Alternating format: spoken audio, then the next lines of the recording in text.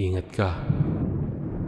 Pauwi na ako galing trabaho at sa madadaanan ko pauwi may makitid na daan at sa dulo naman ito ay puro matataas na damo sa paligid at sobrang dilim. Hindi kasi abot ng ilaw yung parte na yon. Iisa lang kasi yung poste na may ilaw dun sa lugar na yon. Para na siyang bukid pagdating sa dulo. Kaya walang araw na hindi ako natakot umuwi. Lalo't madalas akong night shift sa aking trabaho. Nang malapit na ako sa posteng may ilaw, may napansin akong anino ng tao. Hindi ko na lamang ito pinansin at dali-dali ako naglalakad hanggang sa malagpasan ko itong poste na to. Maya-maya pa, may naririnig akong sumusunod sa akin. Dito na ako kinabahan at sinubukan ko lingunin. Pero bago ako makalingon, may biglang nagsalita sa gilid ko na, Ingat ka.